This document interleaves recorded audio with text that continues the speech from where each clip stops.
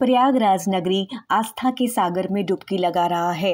संगम नगरी सज धज कर तैयार है श्रद्धालुओं के इंतजार में।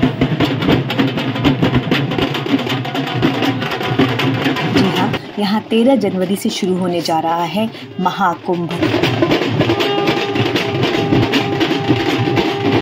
144 वर्ष के बाद महाकुंभ का यह मुहूर्त आ रहा है और इस महा समागम का साक्षी देश और दुनिया बनना चाहता होंगी। इसके 13 जनवरी को पौष पूर्णिमा की पहला स्नान यहाँ पे संपन्न होगा।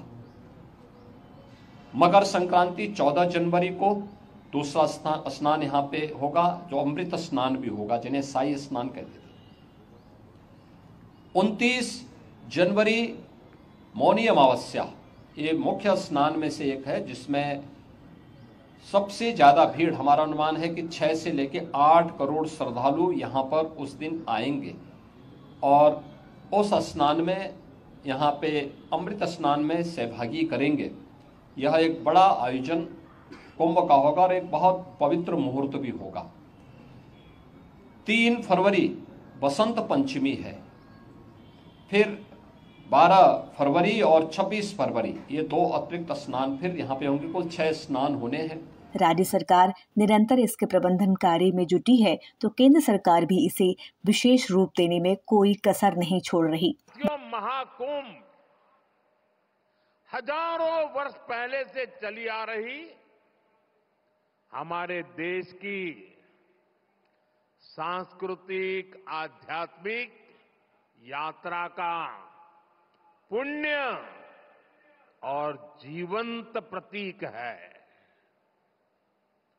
एक ऐसा आयोजन जहां हर बार धर्म, ज्ञान, भक्ति और कला का दिव्य समागम होता है। हमारे यहां कहा गया है, 10 तीर्थ सहस्त्राणि तीस्र कोट्यस्तथा अपराहा सम आगच्छन्ति माध्यातु प्रयागे भरतर्षभ। अर्थात संगम में स्नान से करोड़ों तीर्थ के बराबर पुण्य मिल जाता है। जो व्यक्ति प्रयाग में स्नान करता है वो हर पाप से मुक्त हो जाता है।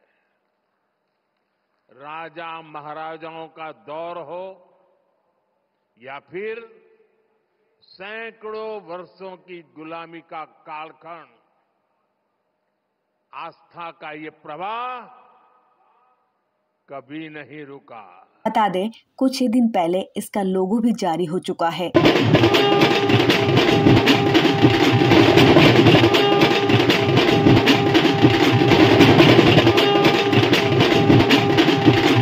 इसके बाद अब ASI यानी भारतीय पुरातत्व सर्वेक्षण ने भी कमर कस ली है।